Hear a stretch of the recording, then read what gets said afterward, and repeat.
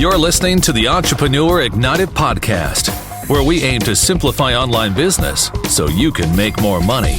Now, here's your host, Gehl. Hi, Gehl here. And in this podcast, I'm going to be answering a question. Well, actually, a couple questions that are all related.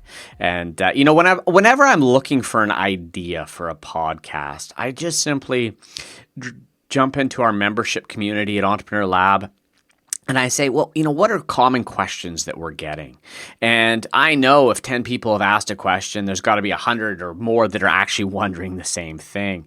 And so the question I want to answer today is, what is bounce rate? And what impact does that have on your website? And what can you do about your bounce rate? Now, what is bounce rate? Well, if you use Google Analytics, you've probably seen in Google Analytics, there's a statistic that is called bounce rate. And it'll show you your bounce rate on each page of your website. And what that is a measurement of is how many people enter your website on that page. So it's the first page they visit, and then leave your website without ever visiting another page.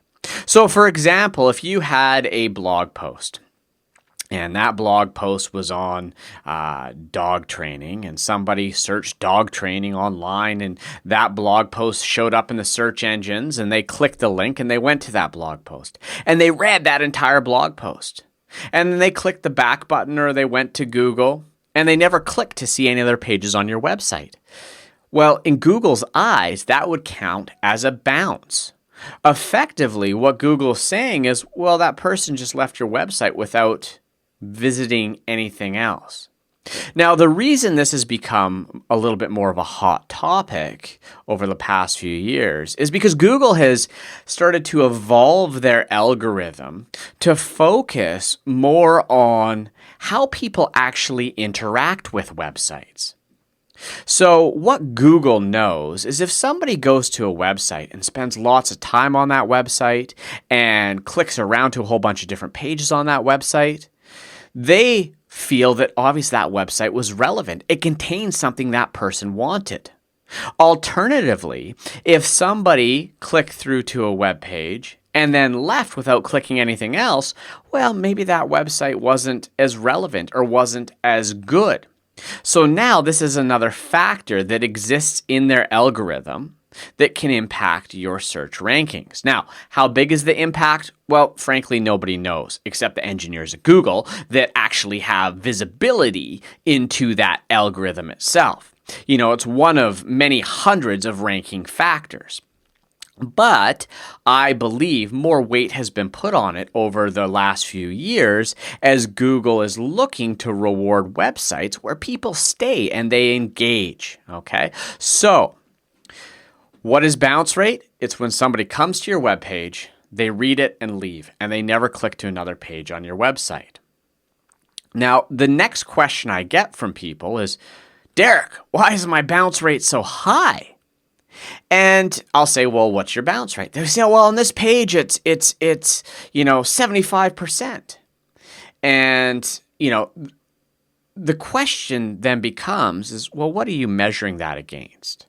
Now, if you look at all your other pages and they're all, say, 30 or 40%, and that one's 75, well, yeah, okay, that's a problem. But if you look across and you see on average your bounce rate across all your pages is between, let's say, 65 and 75%, what are you benchmarking that against to say that that's high or that's low? Maybe in your niche, that's a common bounce rate, okay? So the point I'm trying to get here is if you look across the industry, the averages skew anywhere from 25 to 75%.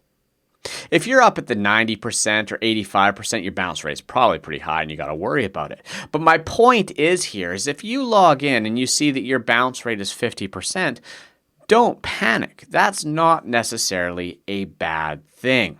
It's what really matters is how you compare against the websites you're competing against, okay? If your bounce rates are all around the similar, well, then you're all going to be treated equally by Google. Unfortunately, we don't get to know what our competitors' bounce rates are, though. So, that being said, we do want to move forward and try and make sure our bounce rate are as low as possible.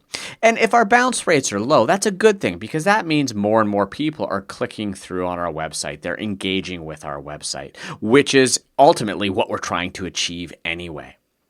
So now that we understand what bounce rate is, now you understand that there isn't necessarily a high or a low, that there's actually quite a broad spectrum of what bounce rate actually is. I want to give you some fixes, all right? So how can you improve your bounce rate?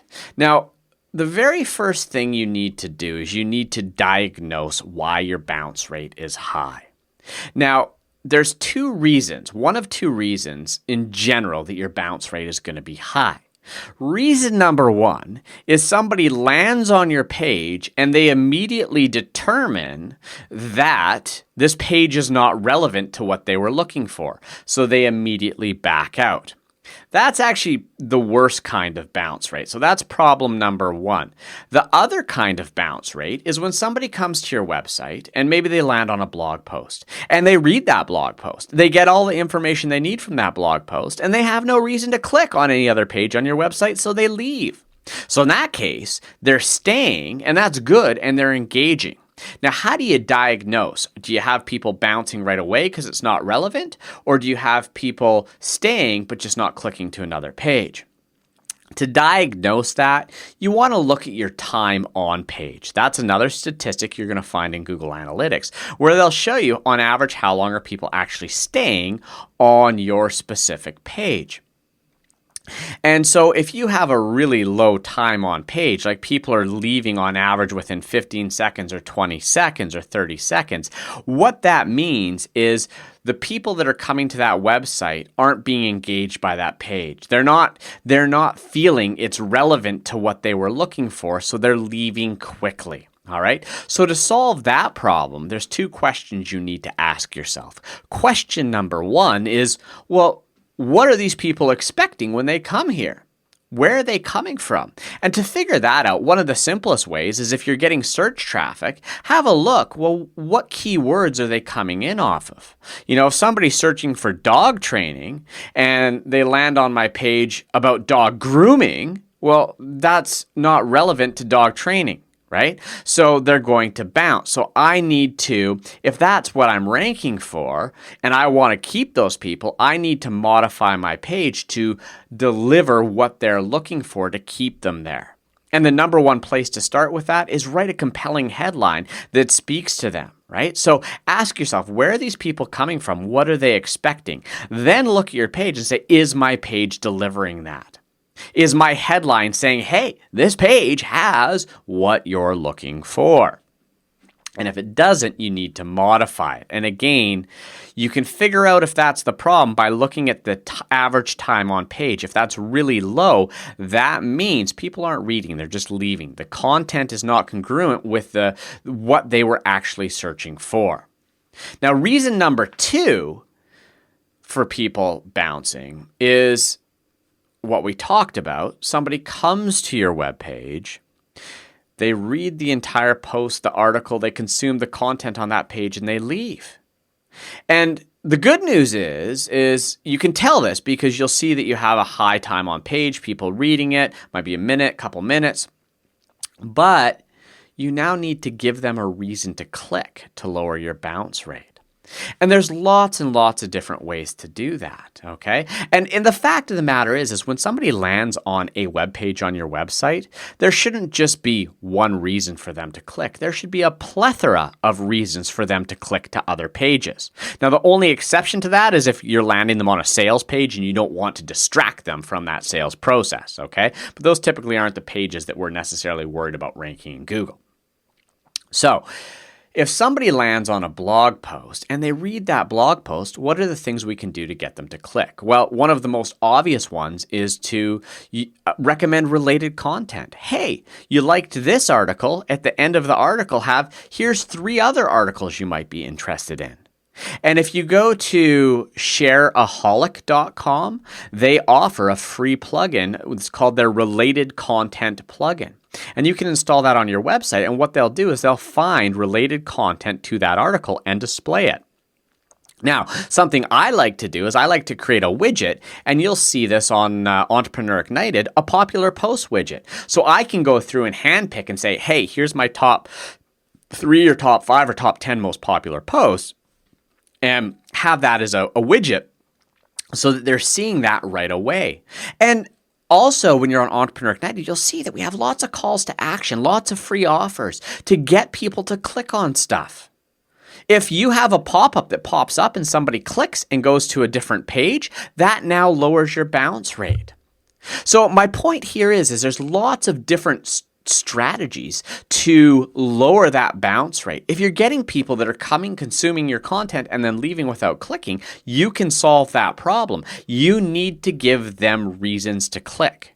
If you expect somebody to read an article and just to start exploring and clicking on their own, you're going to be let down a little bit here. If you want people to click, you need to tell them to click. In fact, when you write your article, you could have a call to action at the end that says, hey, subscribe here, or here's another great article.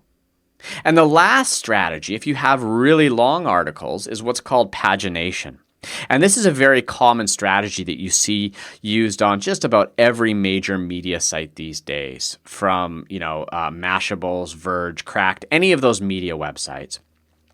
Rather than having their articles over one long page, what they're doing is they're using pagination plugins that take that article and break it up over multiple pages. So as someone starts reading that article, they have to hit next to continue reading the article. So if they're engaged, if they want all the content, they have to click. And you'll see that with sliders, with plugins, stuff like that. So there's lots of different ways to get people to do that. Now, one of the things to just sort of warn you against with pagination, splitting your article up into multiple different pages can also have an impact on your SEO. So I'm not going to go into deep detail on that today, but if you're going to paginate your articles, you want to maybe go out there and do some research on SEO and pagination, because there's some specific meta tags, and I don't want to get into all the details on that on this podcast, but you need to be aware of to avoid actually hurting your search engine rankings by splitting all your content up.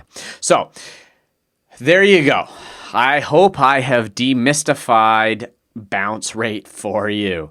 Like I said, Google's algorithm is adapting, evolving, and figuring out what pages people are engaging with. So bounce rate does play a role. We want to engage people. We want to get people to click through our websites, to get involved in those websites. It's all good to have a post that, ranks really well in Google, or an article that ranks really well in Google, and people come and people read it. But if they don't click and do anything on your website, well, you've become a kind of a not for profit there. Right? So if you want to have a business where you're engaging people, capturing leads, you need to give them a reason to click. So I hope I demystified bounce rate for you. And I want to thank you for taking your time to be here to listen to this podcast. We have some incredible episodes coming up. We've got some fantastic guests scheduled to be here on the Entrepreneur Ignited podcast. So go forth, make your lives extraordinary, and we'll see you in the next episode. You're listening to the Entrepreneur Ignited podcast, where we aim to simplify online business so you can make more money. Now, here's your host, Gehl.